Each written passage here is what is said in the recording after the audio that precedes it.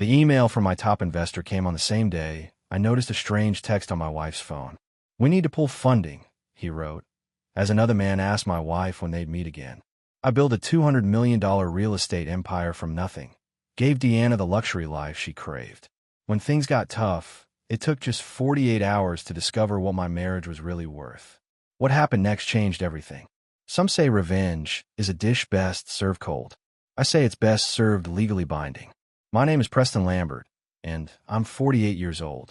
15 years ago, I founded Lambert Investment Properties, a real estate investment management firm that grew from my spare bedroom into a company managing over $200 million in assets across 3 states. I built it with my bare hands.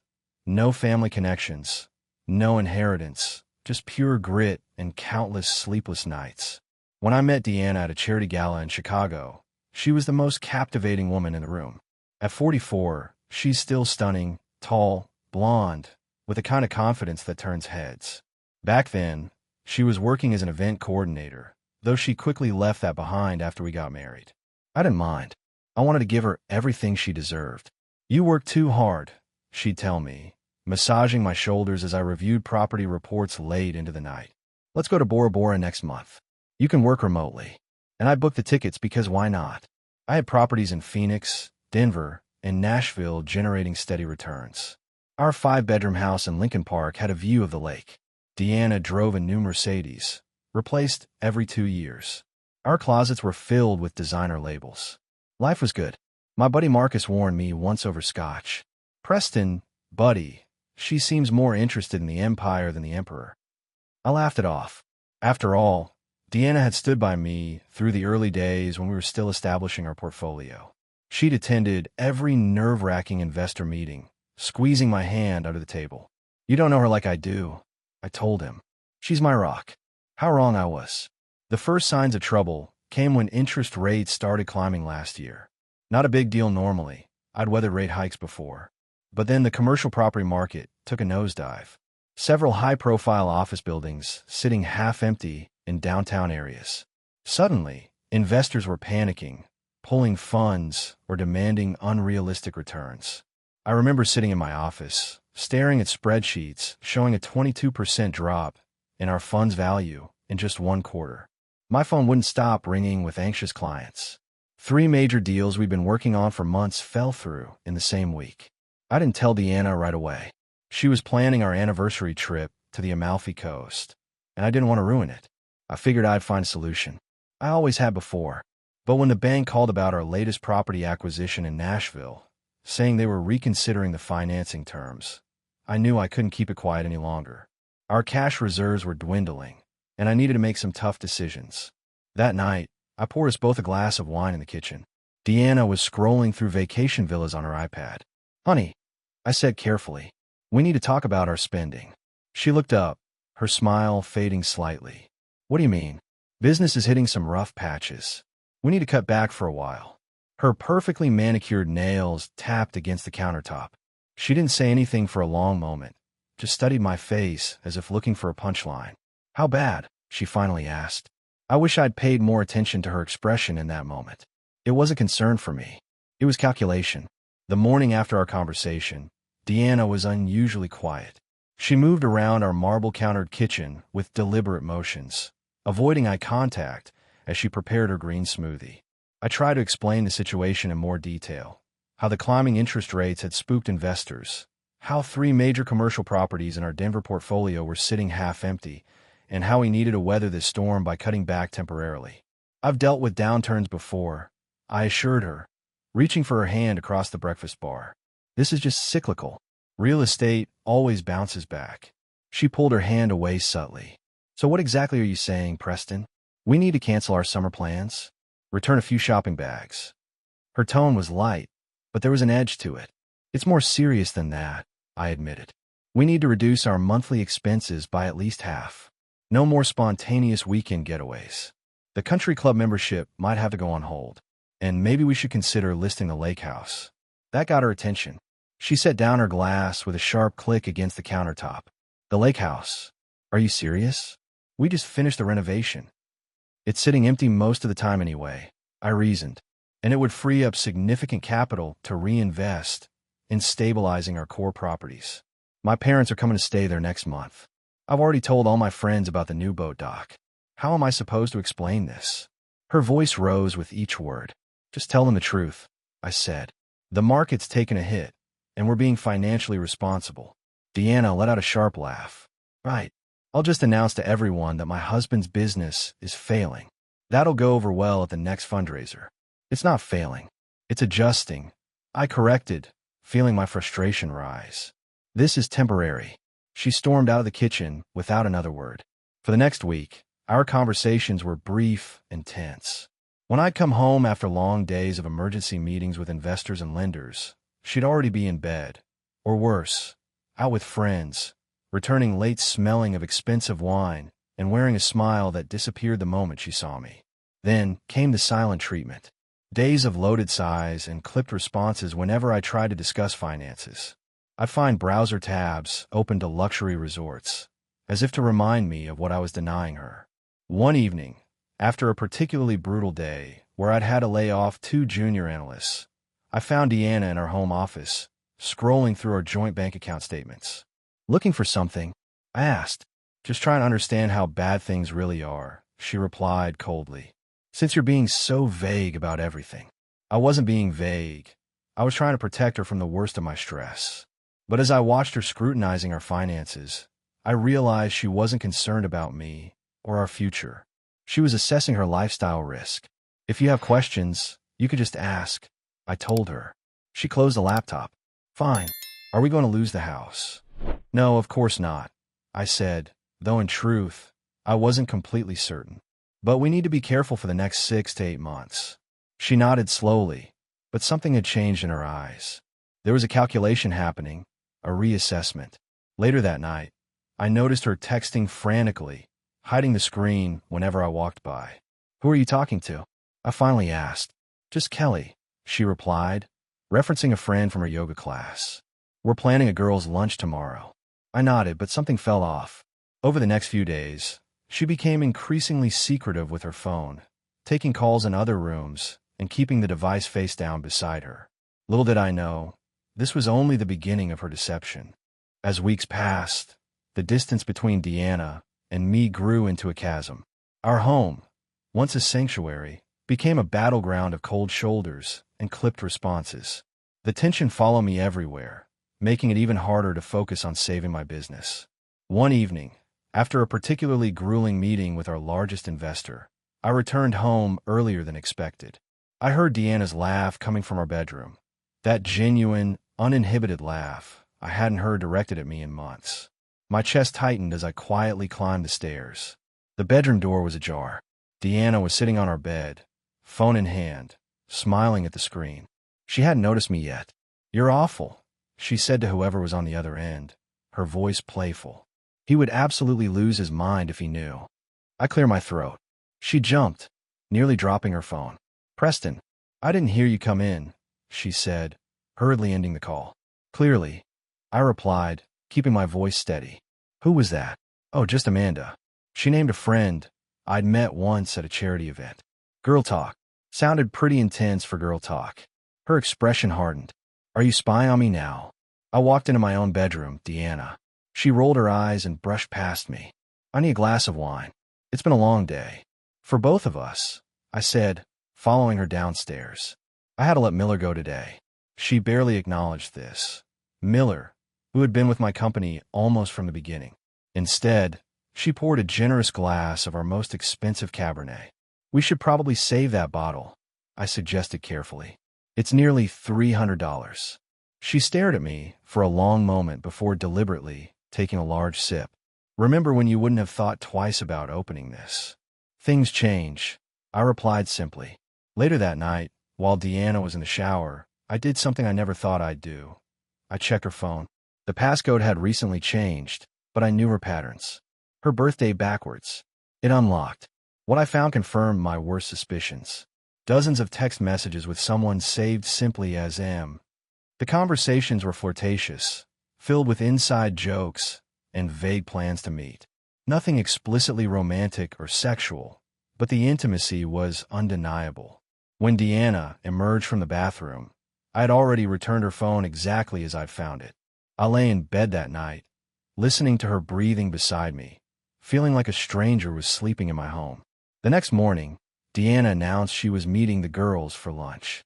She dressed more carefully than usual, applying makeup with precision, spritzing her most expensive perfume.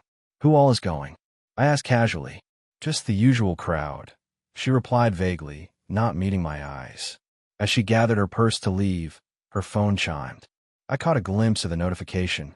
"Can't wait to see you." Same place. Something inside me began to crack.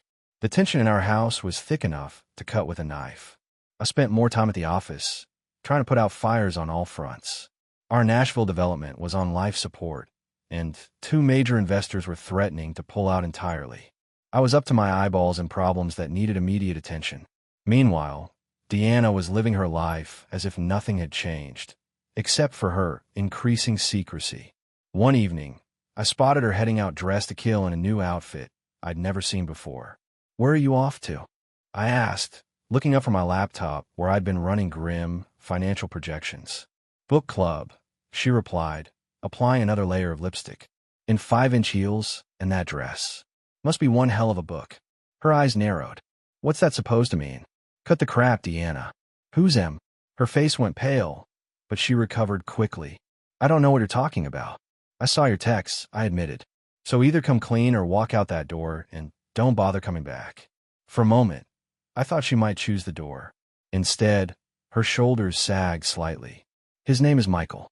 He's just a friend who actually listens to me." "A friend," I repeated flatly. "Is that why you're sneaking around like a teenager?" "I wouldn't need to if you weren't tracking my every move," she snapped. "You're so wrapped up in your precious business that you barely notice I exist anymore." "Michael appreciates me." "And what exactly does Michael do?" I asked, keeping my voice level despite the rage building inside me. She hesitated. "He's in finance. Specific. Investment banking," she elaborated reluctantly.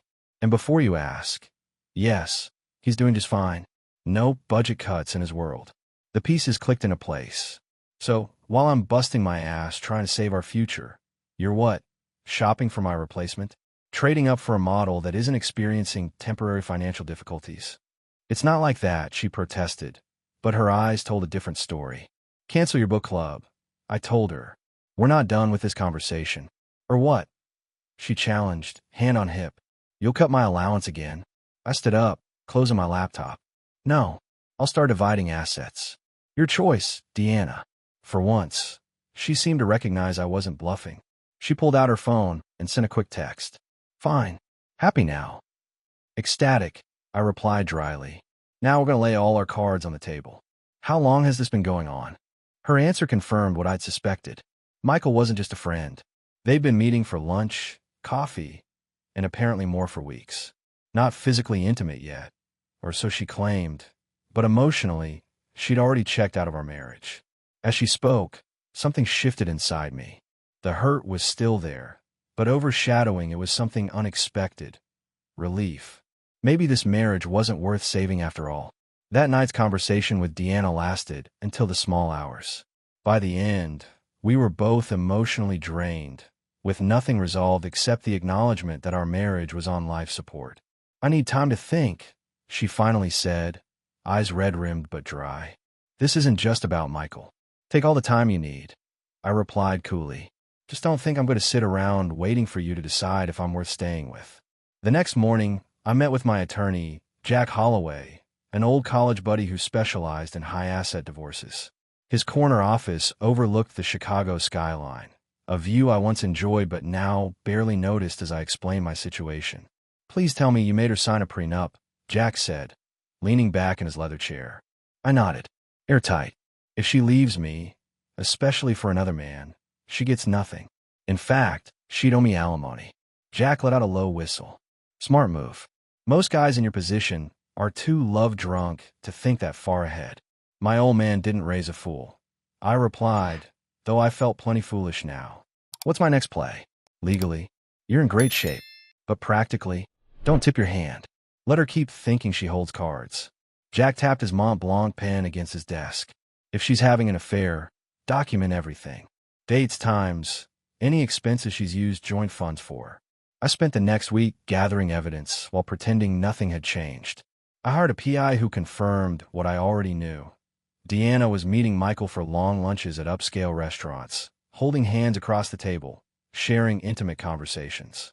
Meanwhile, I quietly moved important documents to a secure location and transferred funds to accounts only I could access. Not to hide assets.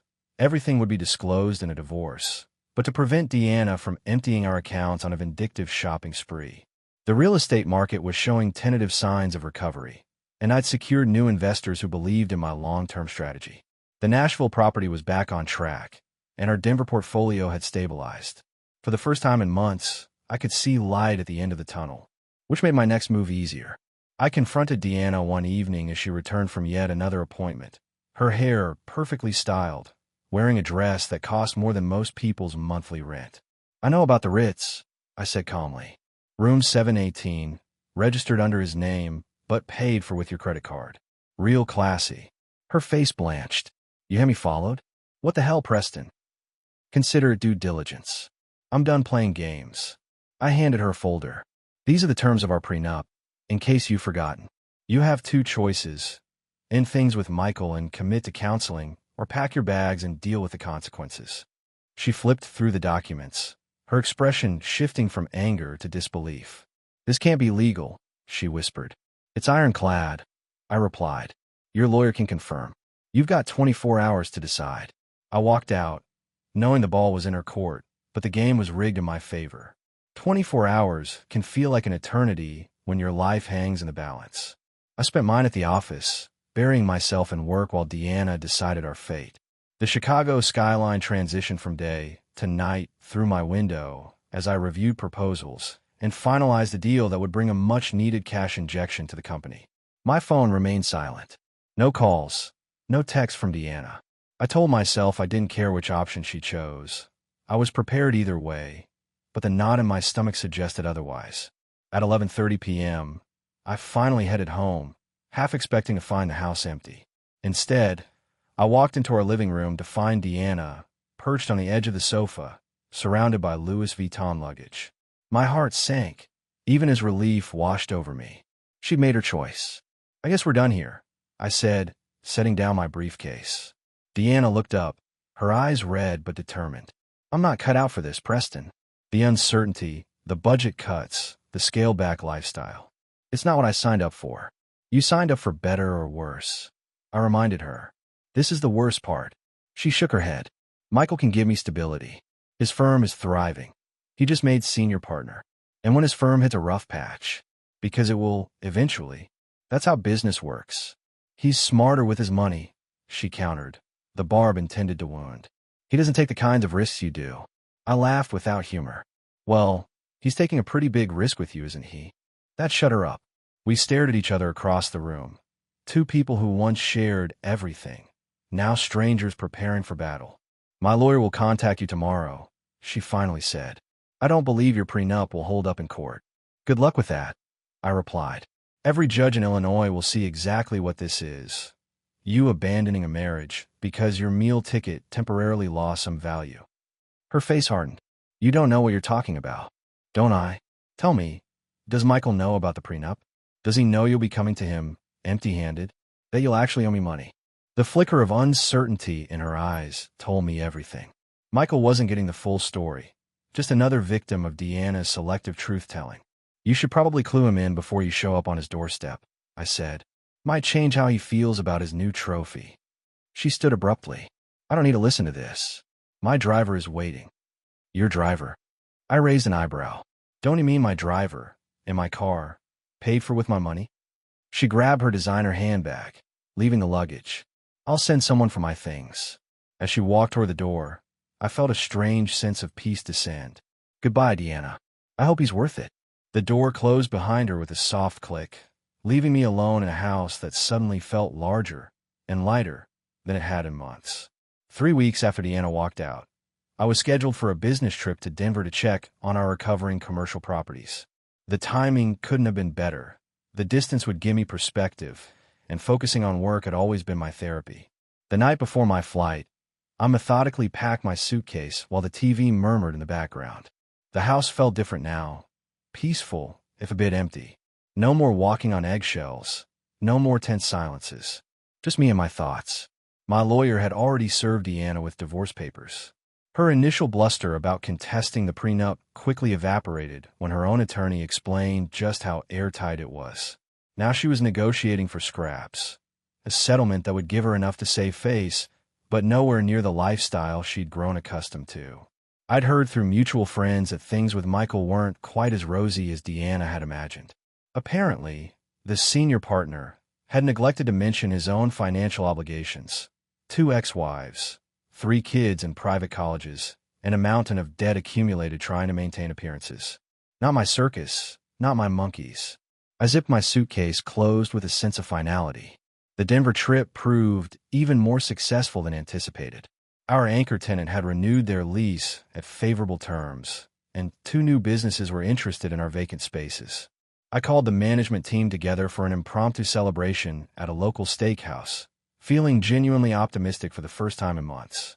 To resilience, I toasted, raising my glass to my hard-working team, and to better days ahead. I decided to cut my trip short by 2 days. Why not? Things were under control, and I had a sudden urge to be home, to sleep in my own bed, and perhaps finally start thinking about my post-Deanna future. My driver dropped me at the house around 9 p.m. As I wheeled my suitcase up a driveway, I noticed lights on inside, which was strange since I'd set everything on timers. A twinge of alarm went through me as I unlocked the front door. "Hello," I called out, instantly alert. "Preston." Deanna's voice came from the living room. I rounded the corner to find her sitting on our sofa, looking smaller somehow, less polished than usual. Her designer outfit had been replaced by jeans and a simple blouse, her makeup minimal. "What are you doing here?" I asked, keeping my voice neutral despite the shock. "And how did you get in?" "I still have a key," she said, fidgeting with her hands. I needed to talk to you." "We have lawyers for that," I replied, setting down my bags. "It's not about the divorce." She looked up, her eyes red-rimmed. "It's about us. I made a terrible mistake, Preston. Michael isn't who I thought he was. I want to come home." I let out a bark of laughter that contained no humor whatsoever. "You've got to be kidding me." "I'm dead serious," she said, standing up.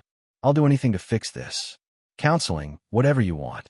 I stood there, staring at the woman who had walked out on me without a backward glance just 3 weeks ago, now asking for another chance as if she'd simply borrowed a cup of sugar from a neighbor. "Get out," I said quietly. "Get out." Just like that. Deanna's voice trembled. "You won't even hear me out." I set my jaw. "I heard plenty when you walked out. I heard even more when you texted me that you were moving in with someone more successful."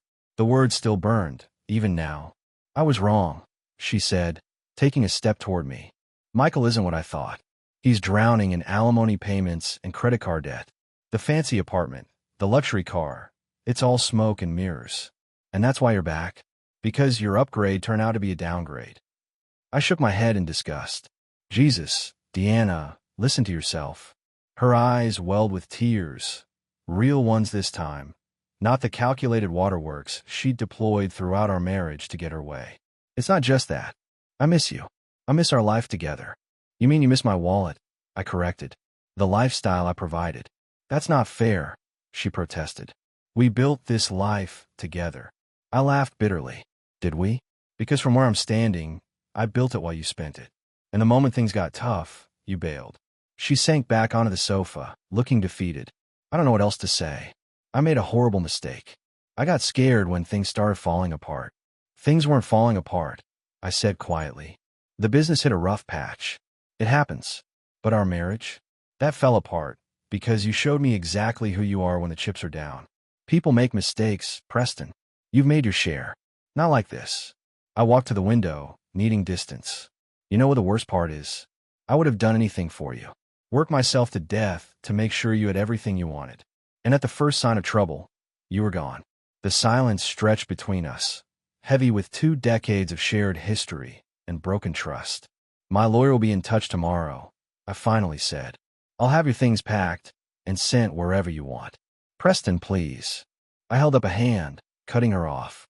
"I came home early from a business trip to find my wife's things gone, I said, echoing the text that had haunted me.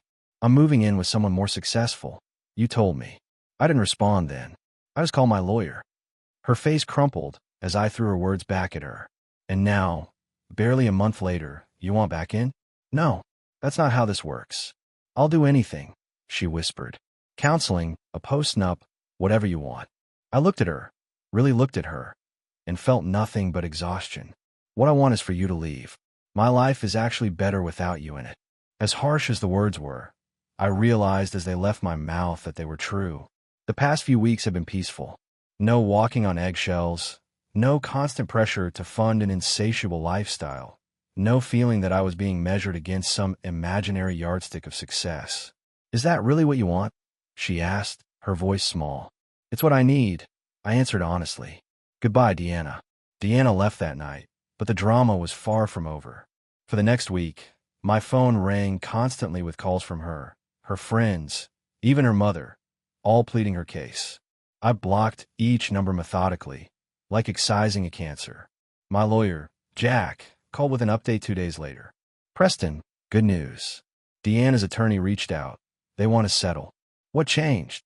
I asked, surprised by the sudden capitulation. Reality hit her like a freight train. Jack chuckled. They finally read the infidelity clause in detail. With the evidence we have and her admitted affair with Michael, she's not just walking away with nothing. She actually owes you. The settlement conference was set for the following Monday. I arrived at Jack's office to find Deanna already there, looking diminished in a simple black dress, a far cry from her usual designer ensembles. Her attorney, a sharp-featured woman with a permanent frown, sat beside her.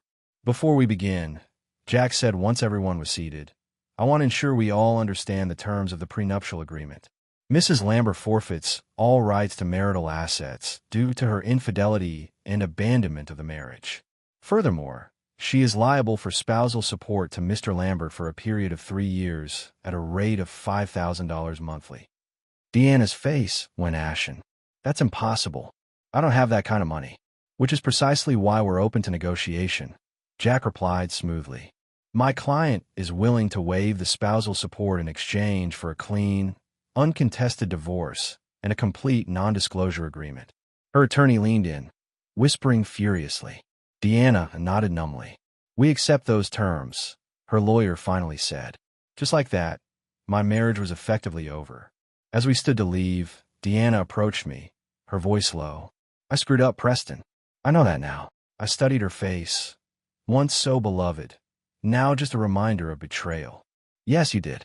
Outside, the Chicago spring sunshine felt cleansing.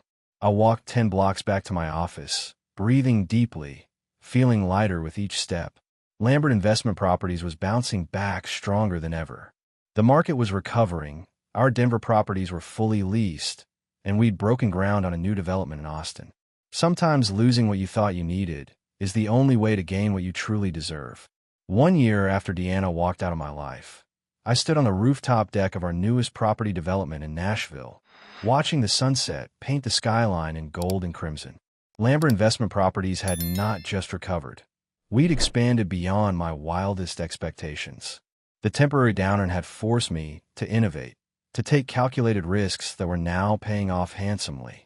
Beautiful view, remarked Jessica, my head of operations, joining me with 2 glasses of champagne.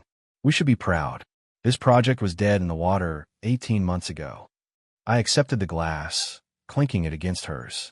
To second chances. Speaking of which, she said, have you heard the latest about your ex?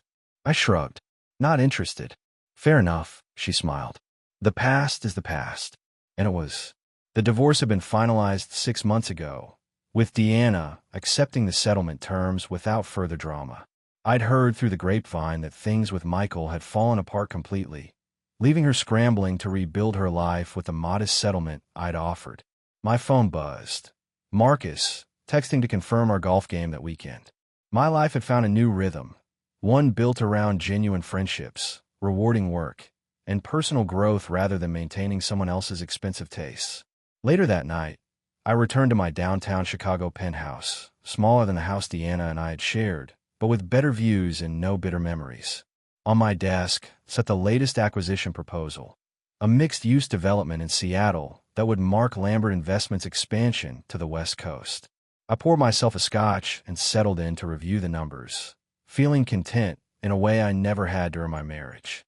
The prenup that had protected my assets had ironically given me something far more valuable: freedom from a relationship that had been built on shallow foundations. Some men never learn this lesson, spending their lives trying to buy affection with bigger houses, fancier cars, more lavish gifts. I'd paid for my education, but the tuition, steep as it was, had purchased wisdom worth far more than what I'd lost. As I signed off on the Seattle proposal, I smiled to myself. Sometimes the best investment you can make is in yourself.